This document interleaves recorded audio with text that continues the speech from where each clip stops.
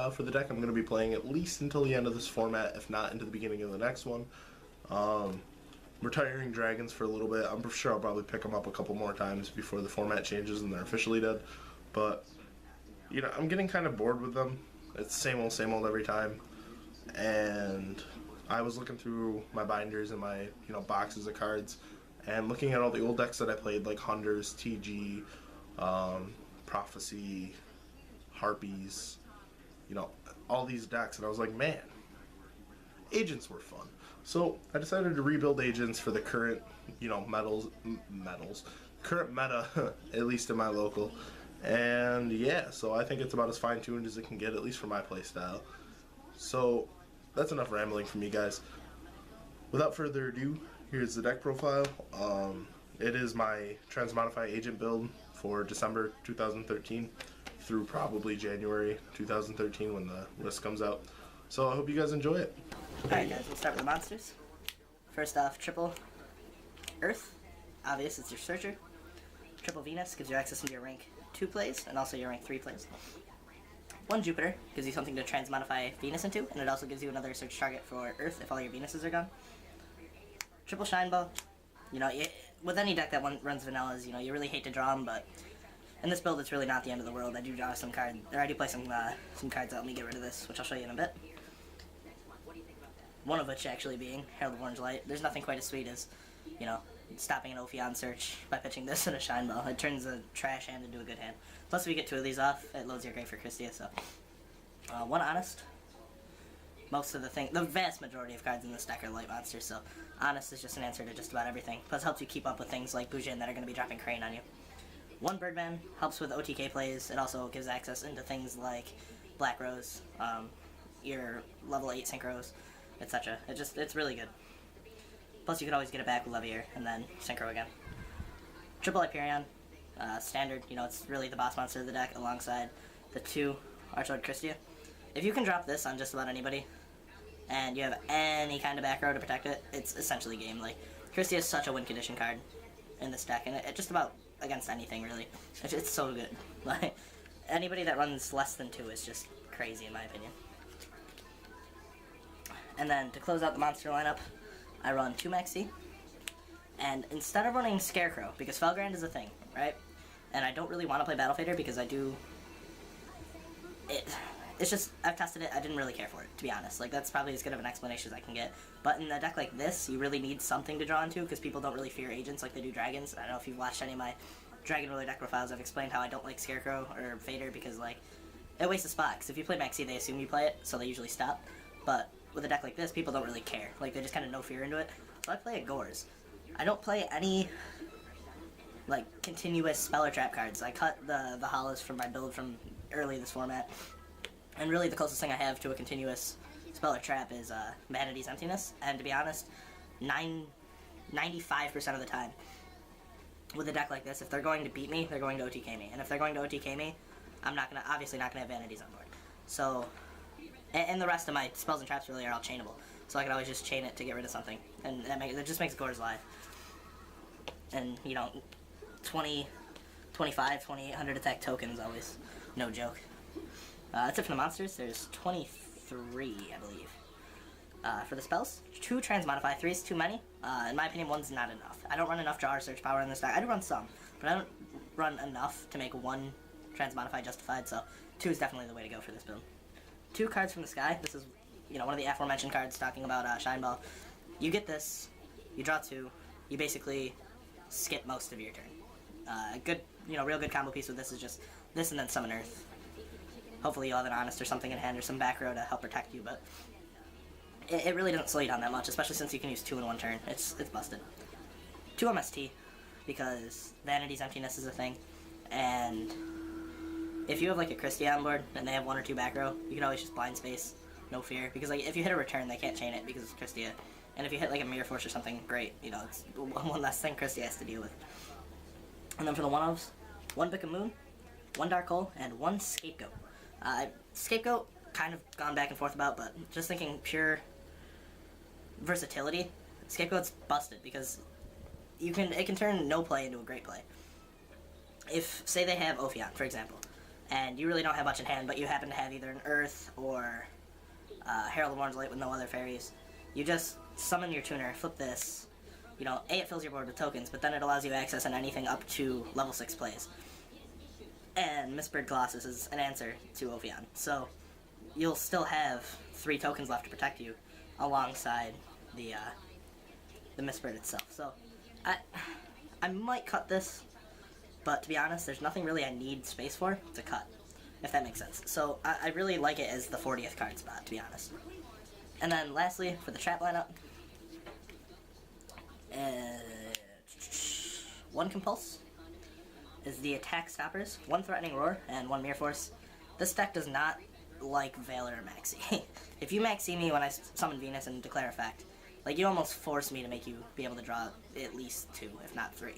So, if, say I pay my cost for the 1, and you Maxi me, I could always just set Threatening Roar and pass turn and know that my dudes are going to be safe, and then next turn I can just, you know, proceed with my play. For the summon removal, I guess, 1 Bottomless, 1 Torrential, basically just additional answers to things like return. This deck loses hard to return, to be honest. Like, it has a very good dragon matchup, unless they have return and I don't have some way to stop it. Because this deck can run out of resources pretty quick. But, yeah, so, like, they can waste all my resources on trying to summon stuff, and then it kind of forces all my back row, and then they play return. Well, I play 5 main decked answers to return. So, 6 if you count Threatening Roar. 2 Vanities. It's too strong this format not to play at least 1. In a kind of back row-ish heavy stun deck like this, 2 is really necessary. And then 1 Warning. You know, it's just basically the classic staple. It's the staple that, you know, everybody should play. Like, even Dragon players play it, so. I'll go to the side next. I play 2 DD Crow. You know, it helps out with things like Evil Swarm, helps out with things like Prophecy or Dragons, Bujin even. There's just so many decks right now that DD Crow shits on, and it's definitely worth running. And I run 1 Banisher of the Radiance. Macro hurts me a good amount, because, like, I really need my grave to set up. However, you know, you summon this dude against Dragons, or against Prophecy even. Prophecy's probably the best deck to side this in against, to be honest, because they can't do anything. But even against Dragons, it's pretty good. Against Evil Swarm, it's pretty good. You basically just summon it and protect it with your back row as long as possible, and then by the time they waste the resources to get over it, you just go off and make your play, and then you win. So, I definitely enjoy it. Very trollsy. For the spells, 2 Encore, Evil Swarm, basically, or Mythic Dragons, just do it end phase to their Felgran. 2 Smashing Ground for Bujin. It doesn't target, so it kills Yamato, even if they have a turtle.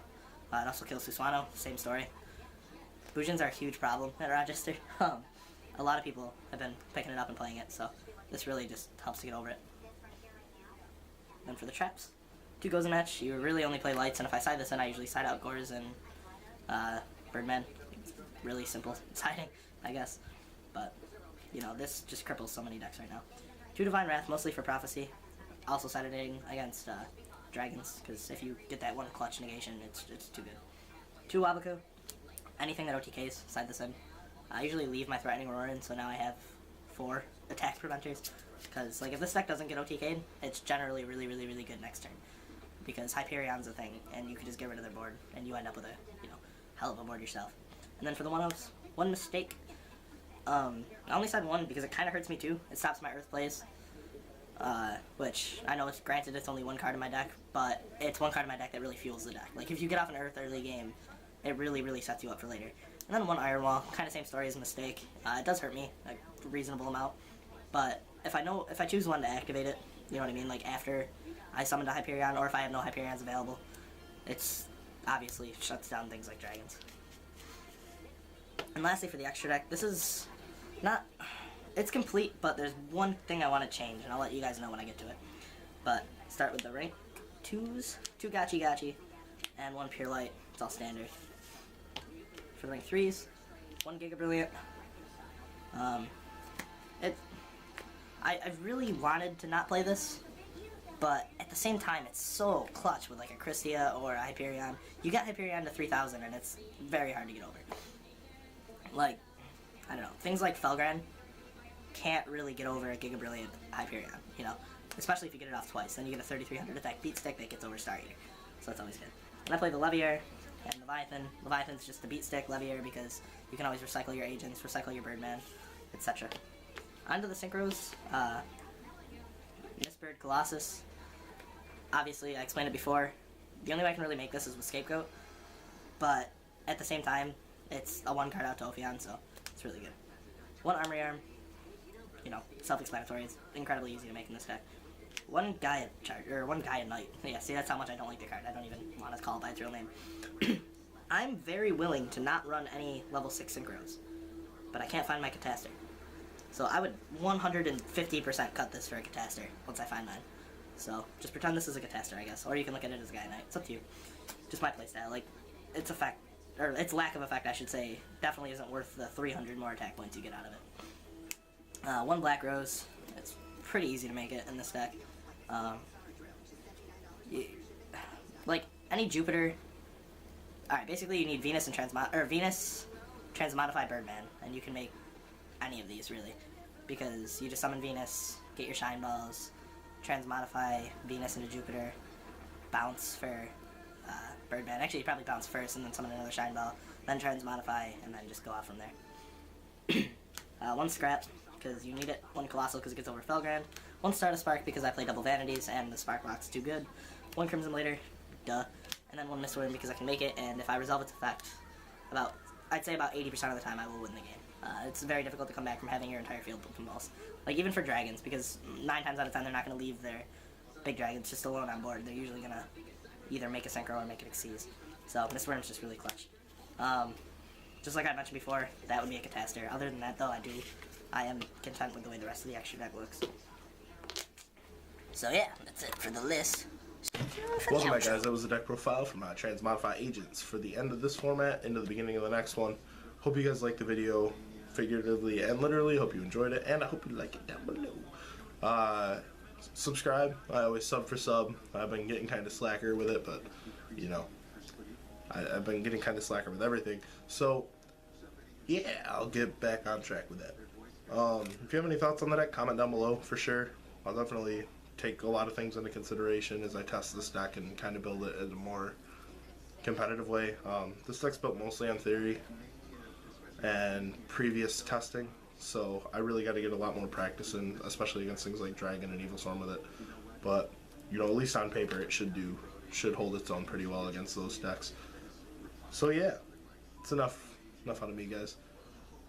Really tired. It's been a long day. Rochester Regionals were today. By the way, huge shout out to my teammate Ryan Pastek. He got 2nd place at Rochester. I actually just posted a deck profile for him. It's his Tempest Dragoonity deck that he's like obsessed with and has played it since Tempest was legal. Actually, since before that, but I guess he only played Tempest Dragoonity since Tempest was legal. But yeah, he got 2nd place with it. So go watch that deck profile. I'm too lazy to put a link though, so it's like over here somewhere, I guess. Yeah. Deuces.